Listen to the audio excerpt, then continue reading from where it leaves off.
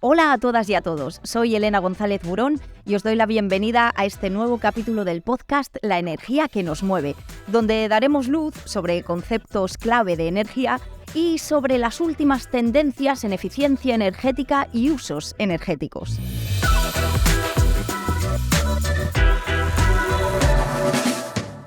Comprarse un coche hoy en día no es una tarea nada fácil. Tenemos que tener en cuenta multitud de factores. Las etiquetas medioambientales, las restricciones de movilidad en determinadas zonas de las ciudades, el precio de la energía que va a alimentar ese coche, si vamos a poder encontrar suficientes puntos de recarga.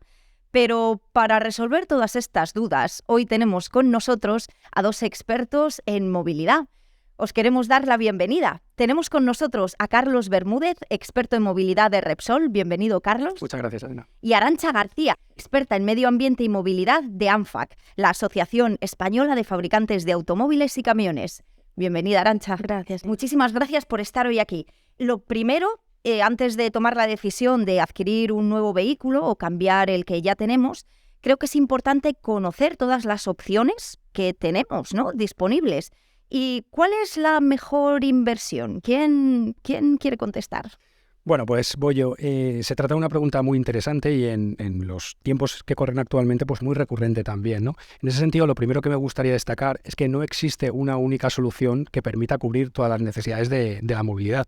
Si ponemos el foco, además, en la sostenibilidad, tenemos que tener en cuenta todas las tecnologías. Y cuando hablo de todas las tecnologías me refiero tanto a las tecnologías existentes en sus distintos grados de maduración como a las que vendrán consecuencia de los distintos procesos de I+D.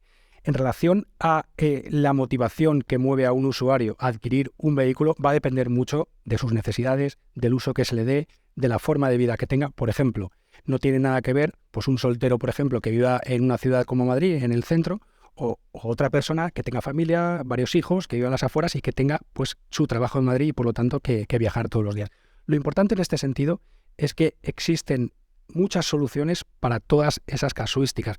Soluciones que van, por ejemplo, pues desde los combustibles tradicionales bajos en carbono, pasando por los gases, el gas natural comprimido, el autogás, la movilidad eléctrica también, los combustibles renovables, y estoy pensando en los biocombustibles avanzados y en los combustibles sintéticos, poco a poco el hidrógeno, pero no solamente en el ámbito de la energía, sino en el ámbito de las nuevas formas de movilidad. En una ciudad como Madrid, por ejemplo, también tenemos la posibilidad de disponer de vehículos de car sharing, vehículos que puedes alquilar por minutos, por horas o por días, como por ejemplo nosotros tenemos Webull, ¿no? ¿Cuáles serían las soluciones más sostenibles, las más cuidadosas con el medio ambiente?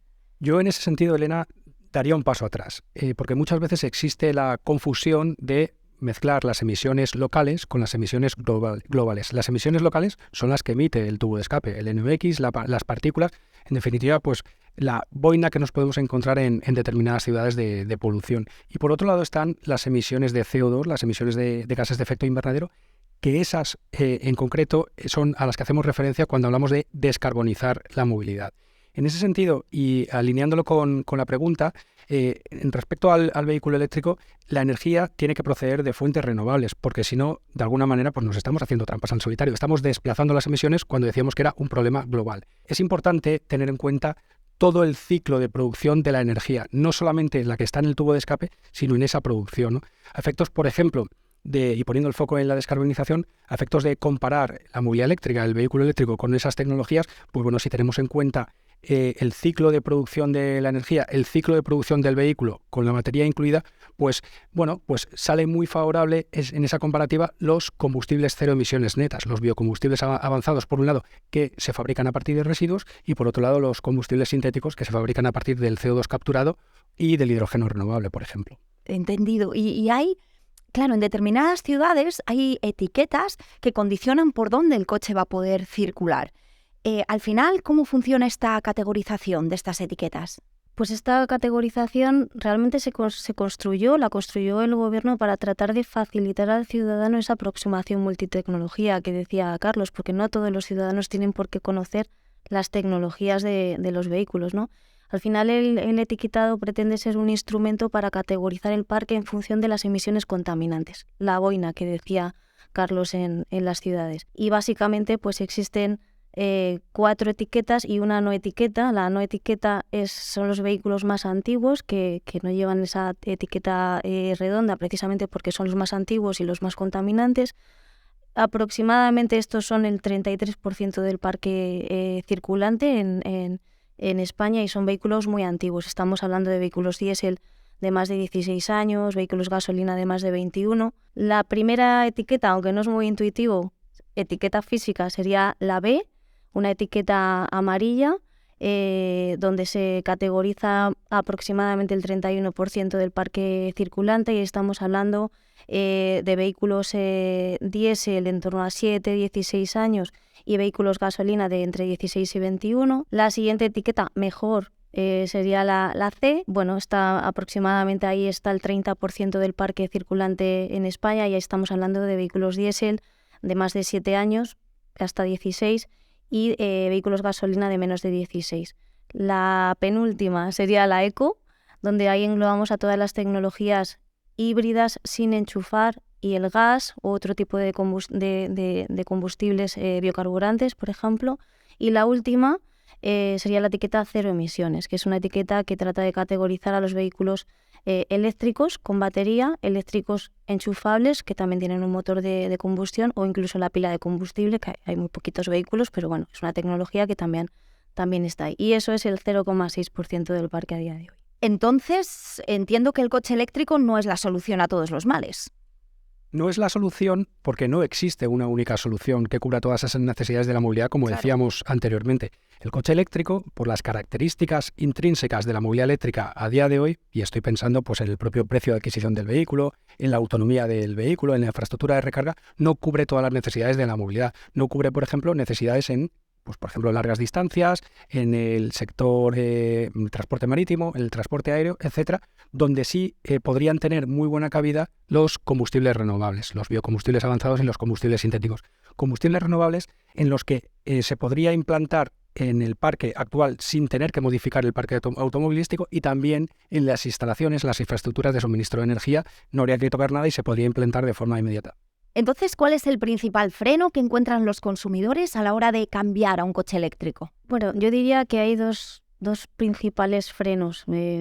Por un lado, la accesibilidad, lo comentaba Carlos, el acceso al vehículo. En general, un vehículo eléctrico a día de hoy, si solo tienes en cuenta el precio de adquisición y no tienes en cuenta el coste total de propiedad del mismo durante el tiempo que lo usas, el coste de adquisición es mayor a día de hoy que el de un vehículo equivalente en combustión, gasolina o diésel. Ese es uno. Por otro lado, aunque las autonomías, los kilómetros que puedes hacer con un vehículo eléctrico cada vez son mayores, porque la tecnología está evolucionando, es cierto, bueno, pues que tienes ciertas limitaciones y todavía en muchos casos no es equivalente a la de un gasolina o un diésel. Esa sería la de accesibilidad. Y la otra, ya me gusta definir la de usabilidad, ¿no? Poder utilizar tu coche para todas tus necesidades de movilidad, es garantizar el uso en todas las necesidades, porque a nosotros nos gusta pensar en el coche eléctrico como un único vehículo, no como un segundo o tercer vehículo. Entonces, si quieres usar el coche en todas las condiciones, tienes que tener garantías de poder cargarlo en unos tiempos razonables y con una planificación no exhaustiva, déjame decir, que no tenga que ser muy complicada. Con viajes largos, los puntos de recarga no siempre son fáciles de encontrar. Es cierto que el vehículo eléctrico es una solución para determinadas necesidades de movilidad a día de hoy, pero desde luego hay mucho por avanzar y digamos muchas barreras, ¿no? que romper. En ese sentido, y complementando un poco lo que comenta Arantxa en relación a la tercera barrera, a esa usabilidad, nosotros en Repsol lo que estamos haciendo en el ámbito de la movilidad eléctrica es garantizar el suministro de energía para todos los usuarios de vehículo eléctrico allá donde estos recarguen, ya sea en casa, en la empresa o en ámbito público, entendiendo por ámbito público un poco lo que comentabas, Elena, estaciones de servicio, vía pública, centros comerciales, etcétera. Hace unos meses, el año pasado, anunciamos un plan de expansión de red muy, muy ambicioso que pasaba por tener a cierre de 2022 más de 1.000 puntos de carga rápida y ultra rápida, es decir, puntos de recarga de alta potencia, con unas características muy interesantes. Tener una distancia máxima entre punto y punto de 50 kilómetros, estar dotados de servicios auxiliares, pues zonas de restauración, cuartos de baño, etcétera, mientras esperas el proceso de recarga, Y en ese sentido, desde mi punto de vista, garantiza una capilaridad ya para todos los usuarios de vehículo eléctrico para poder moverse por España. Es un despliegue inteligente de red que estamos instalando en ubicaciones estratégicas para los usuarios de vehículo eléctrico. Y habéis hablado varias veces de la importancia de renovar los coches, ¿no? Renovar el parque automovilístico. ¿Cómo de importante es que los coches que circulan por nuestras ciudades estén renovados, sean nuevos, independientemente de la tecnología que usen? Este es un tema muy relevante porque más allá de las distintas tecnologías, lo que tenemos que tener claro es que el parque de automóviles español es muy viejo. Es el segundo más viejo de la Unión Europea, solo por delante de Grecia. Tiene 13,5 años de media de vida, cuando la Unión Europea está en 11,5 años, es decir, 2 años por encima, ¿no? Entonces, solamente renovando el parque automovilístico que tenemos hoy por vehículos nuevos, ya estaríamos consiguiendo una reducción de 10 millones de toneladas de CO2 con esa renovación simplemente por vehículos nuevos. Sí, por reforzar el mensaje de Carlos, con el que estoy totalmente de acuerdo. Yo lo comentaba antes, aproximadamente el 70% del parque circulante o no tiene etiqueta o tiene la peor etiqueta, que es la etiqueta B. Y sin embargo son responsables del 90% de las emisiones de óxidos de nitrógeno y de partículas, las de calidad del aire. En términos de CO2, algo equivalente. Entonces, simplemente renovando ese parque circulante, Carlos decía, la edad media del parque en España es 13,5, los coches en España se achatarran, o sea, con 18 años. O sea, imaginaos lo que es un coche de 18 años en términos medioambientales e incluso de seguridad, el gran olvidado en estos momentos. Simplemente renovando el parque automovilístico conseguiríamos unas mejoras, con independencia de la tecnología con la que se renueve, conseguiríamos unas mejoras importantísimas y una aceleración en la consecución de los compromisos de reducción de emisiones de CO2 en las que todos estamos de acuerdo.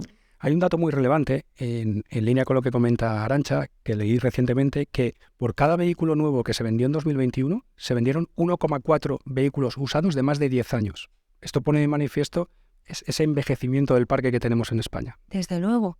No, pues nos tenemos que poner manos a la obra. Muchísimas gracias, Carlos, Arantxa. Un placer haberos tenido hoy aquí con nosotros.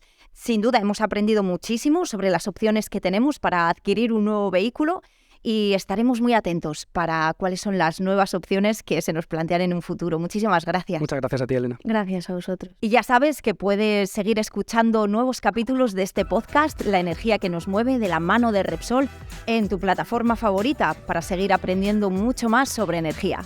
Nos vemos en la próxima.